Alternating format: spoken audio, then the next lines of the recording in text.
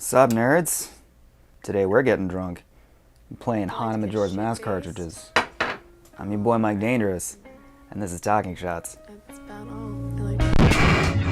Sword sheath, kiss the return of the blade and slice shade, getting paid until my silhouette fades. Immersing. I try to think of myself as a spooky enthusiast, if you will. Horror movies, horror video games, the works.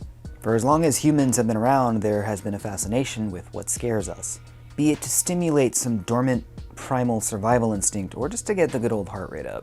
People are fascinated by the macabre and the spooky. Now, we love the internet. The internet has connected us all, for better or for worse. No! The term creepypasta actually comes from the word copypasta, which is another way of saying copy-paste. A copypasta is basically something that gets shared around the internet that encourages you to copy and paste it.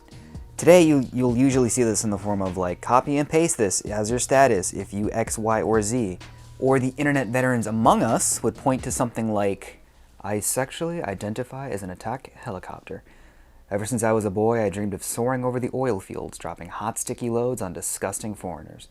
People say to me that a person being a helicopter is impossible, and that I'm f***ing but I don't care. I'm beautiful.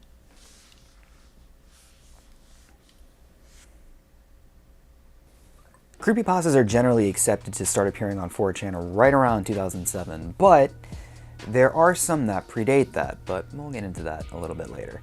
Essentially, internet folklore based around people's creepy experiences. Lost cartoon episodes, people's experiences with garage sale video game cartridges, you know, the works. Sometimes they're as simple as a spooky image. Smile.jpg or SmileDog is a supposed cursed email chain from around the mid-90s. It was cursed so that anybody who laid eyes on it would suffer never-ending seizures and nightmares.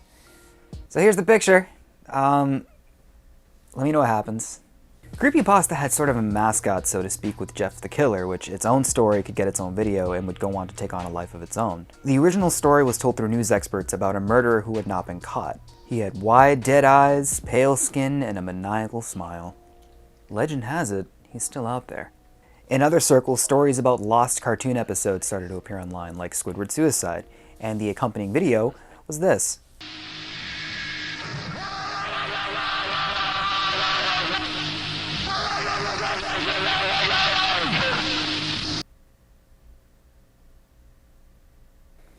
And was referenced in real life years later in an actual SpongeBob episode.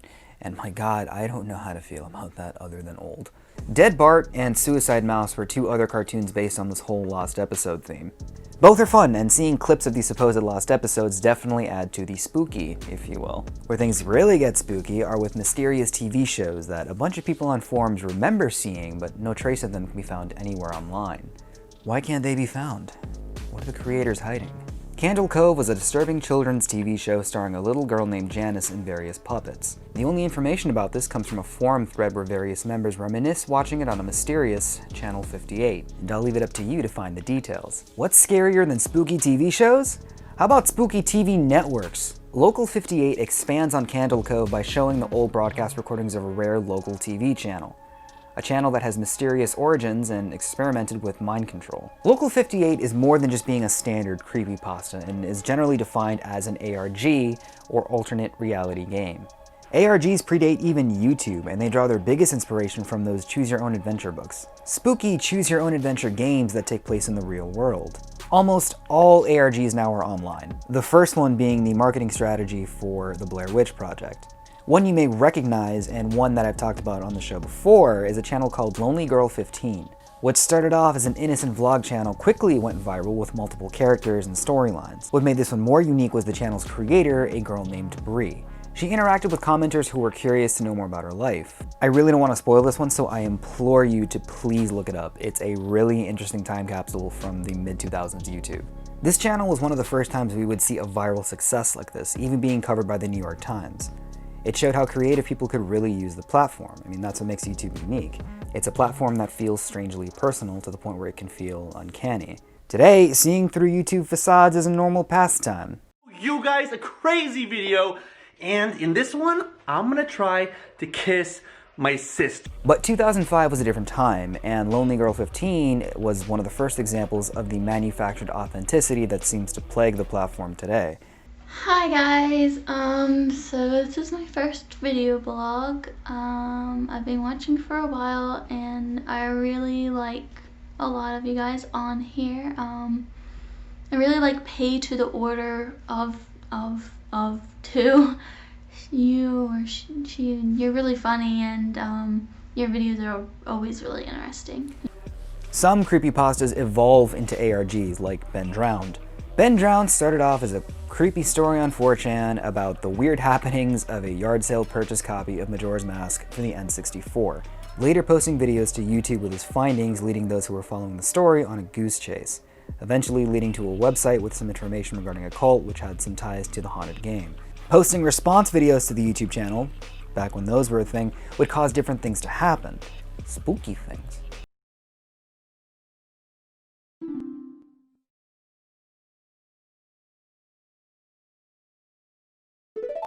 And that's what makes ARGs different than standard creepypastas. It's multi-platform storytelling with heavy user interaction. One of the most popular ARGs ties in with one of the most popular creepypastas. Marble Hornet is an ARG based off the Slender Man creepypasta. The first video was posted on YouTube on June 20th, 2009, following a post by its creator, Troy Wagner, created on the Something Awful forums the previous day. It was one of the first web series to feature the character of Slender Man, appearing basically 10 days after the original post on the Something Awful forums. With 92 videos and over 100 million views, Marble Hornet is probably one of the most successful examples of an ARG and basically launched Slender Man into the intellectual property that it is today, which is mostly movies. You see, why can't we have nice things? Over on Twitter, we had accounts like The Sun Vanished, which on the surface sounds pretty self-explanatory, but goes into much deeper and, dare I say, darker territory. I am the worst writer on the internet. ARGs are often used as marketing strategies. I Love Bees was commissioned by Microsoft to promote Halo 2. The game's plot begins with a military spaceship crashing to Earth in an unknown location, leaving the craft's controlling artificial intelligence, or AI, damaged. This AI, known as the Operator or Melissa, is not alone.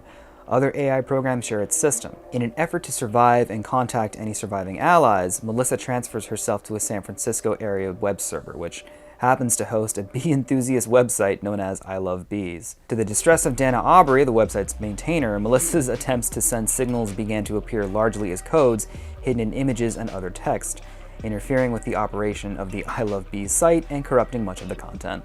Man, I love Halo 2. This, of course, set the groundwork for many ARGs in gaming marketing. However, the most popular ARG was for a little movie called The Blair Witch Project. The online presence served to expand the lore of the movie and, of course, was treated as 100% factual. Of course, the history of passing off found footage films as real goes way back. One of the first examples is the 1980 film Cannibal Holocaust, which in and of itself has its own controversies. However, Blair Witch was the first to utilize heavy use of the internet. Word of mouth was a big part of the marketing for this movie. Cloverfield did something similar back in 2007, and then that one also got kind of